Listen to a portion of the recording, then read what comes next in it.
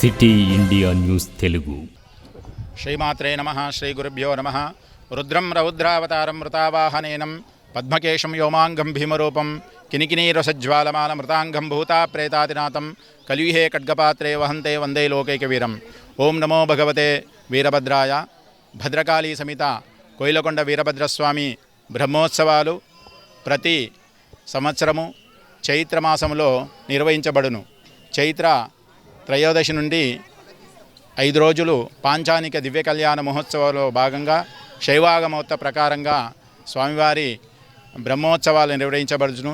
కావున మొదటి రోజు అర్చకుల స్వగృహం నుండి స్వామివారి పల్లకి సేవా ఊరేగింపు ప్రారంభమై మరుసటి రోజు ప్రభోత్సవము, రథోత్సవము, అగ్నిగుండ కార్యక్రమము, స్వామివారి దివ్య కళ్యాణము, అదేవిధంగా రోజు స్వామివారికి ఏకాదశ రుద్రాభిషేకము, రుద్రహోమము, పాశుపత హోమాలు మరియు స్వామివారి రోజు కైంకర్యాలు కూడా నిర్వహించడం జరుగుతుంది. ప్రధాన దేవాలయం నందు స్వామివారి విశిష్టత ఏంటంటే స్వామివారు స్వయంభుగా ఏకశిలపై 365 మెట్లపైన, అదేవిధంగా 12 అడుగుల పైన ఏకశిలపైన స్వామివారు స్వయంభుగా వెలిశారు.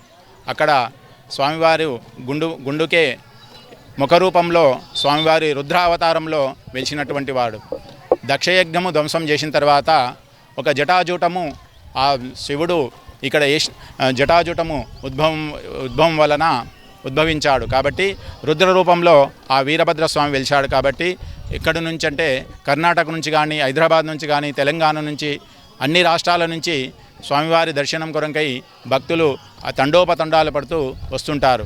అదేవిధంగా ప్రతి అమావాస్య కూడా విశేషంగా స్వామివారి దివ్య కళ్యాణ మహోత్సవ కార్యక్రమము, పంచామృత అభిషేకము, అదేవిధంగా ఎవరైతే సంతానం లేనటువంటి వారు కూడా గ్రహదోషాలు పోవడానికి కూడా అమావాస్య రోజు వచ్చి రాత్రికి అక్కడ ఉండి నిద్ర చేసినట్లయితే గ్రహదోషాలన్నీ విడిపోతాయి. కాబట్టి ఇటువంటి కార్యక్రమాలు ఎంతో అత్యంత వైభవంగా భక్తుల సహాయ సహకారాలతోటి, గ్రామస్తుల సహాయ సహకారాలతోటి ఎంతో అత్యంత వైభవంగా స్వామివారి పూజా కార్యక్రమాలు నిర్వహిస్తున్నాం. కాబట్టి అదేవిధంగా మన దేవాలయంలో ప్రతిరోజు విశేషంగా నిత్యాన్నదానము, ఉదయము టిఫిను, మధ్యాహ్నం భోజనము, రాత్రి కూడా భోజనము స్వామివారి సన్నిధిలో ఒకే భక్తుడు రైస్ మిల్ శివగారు, మరికెల్ శివగారు రోజు స్వామివారి దేవాలయంలో అన్నదాన కార్యం కూడా నిర్వహిస్తున్నారు. ఇలా భక్తులు అందరూ కూడా తాండూరు నుంచి కానీ, అదేవిధంగా రాయచూరు, హైదరాబాదు, కర్ణాటక నుంచి చాలామంది భక్తులు వచ్చి స్వామివారి దర్శించుకొని వారి కోరికలు నెరవేర్చుకుంటారు.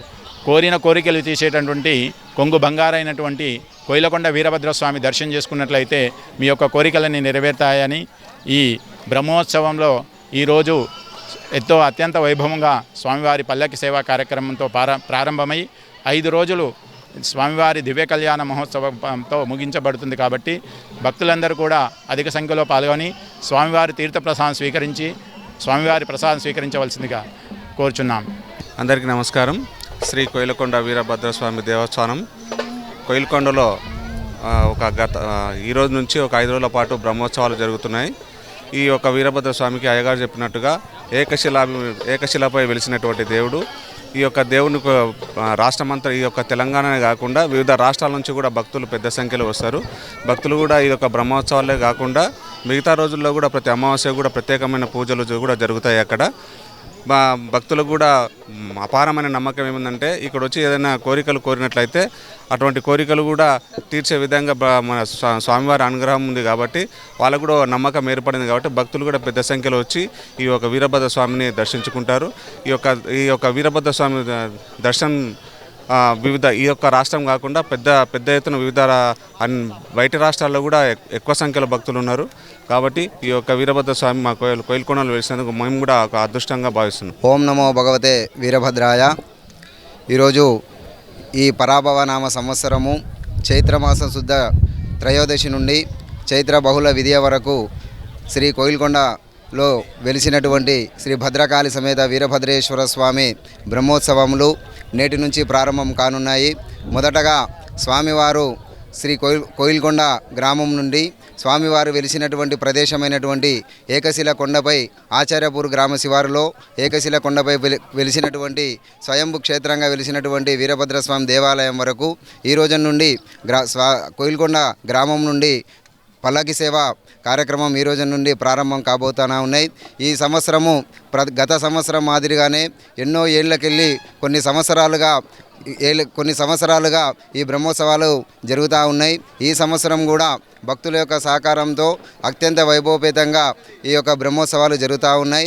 మొదటి రోజు పల్లకి సేవ, రేపు చతుర్దశి రోజు ప్రభోత్సవము, పౌర్ణమి రోజు రథోత్సవము, మళ్ళీ పాడ్యమి రోజు అగ్నిగుండము మరియు విద్య రోజు కళ్యాణం రోజు కూడా భక్తులు కూడా ఎక్కువ సంఖ్యలో పాల్గొంటారు. అదేవిధంగా ఈ సంవత్సరము చాలా ఘనంగా ఈ బ్రహ్మోత్సవ కార్యక్రమాలు నిర్వహిస్తూ ఉన్నాం.